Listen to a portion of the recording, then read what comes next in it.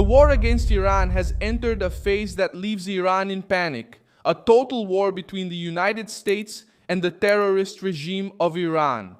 It is becoming not just a war against military targets, but a war against the entire structure of a state.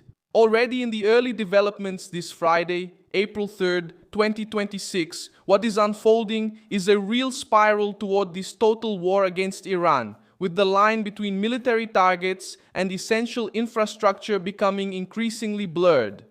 This interpretation gained strength after the attack on a major bridge near Tehran came to light, and new direct threats from Donald Trump against Iranian power plants, energy, water, and oil. What actually happened was an expansion of the battlefield. The United States hit the boom bridge between Tehran and Karaj. The American justification was clear. The structure was allegedly being used to move missiles and military equipment to western Iran. At the same time, Trump began publicly talking about attacking Iran's electrical infrastructure, oil fields, Karg Island, and even desalination facilities if there is no agreement and if the Strait of Hormuz remains blocked or restricted. This changes the tone of the war, because it's no longer just about launchers, radars, and bases, but about the functioning of Iranian territory as a whole. That's where the main issue lies.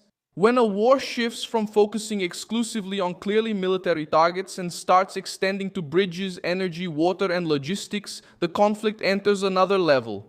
The term total war comes up when the distinction between the military front and civilian infrastructure starts to disappear, and the contrast now is stark.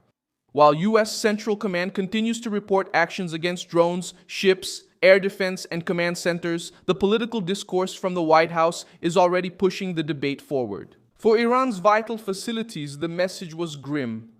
At the center of this escalation are Donald Trump, the Pentagon, the Iranian Revolutionary Guard, and the allies involved in the conflict. On the Iranian side, there was no retreat either. The Revolutionary Guard threatened major American technology companies, como Apple, Microsoft, and the conflict has already spread to refineries, airports, residential areas, Revolutionary Guard, em outras nações da região. This Friday, Iranian attacks hit a refinery and a desalination plant in Kuwait, while American authorities had already been accusing Tehran of using the Revolutionary Guard in this.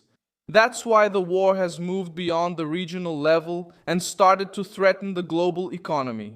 About 40 nations have already discussed measures to reopen shipping. The UN is preparing a vote on the protection of commercial shipping. And oil prices have soared again after Trump's latest threats. This crisis is advancing, layer by layer. First came the attacks on bases, radars, ships, and factories linked to the military effort. Then came the warnings about bridges, energy, water, and oil. At the same time, there was an increase in American military presence in the region, including thousands of paratroopers sent to the Middle East. While analysts even started discussing the possibility of taking Karg Island, this shows that the pressure is no longer just aerial or diplomatic.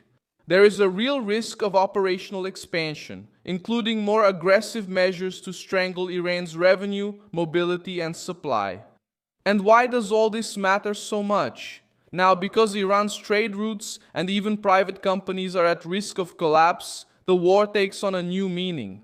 The message this Friday is harsh. We're not seeing a move to stop things, but rather a dangerous opening for a phase where each side tries to completely suffocate the other. The clash between the United States and Iran could stop being a war limited to military targets and turn into a war against the entire state apparatus. With a chain reaction affecting the Gulf, oil, and the world, it would in fact be a total war between the United States and Iran.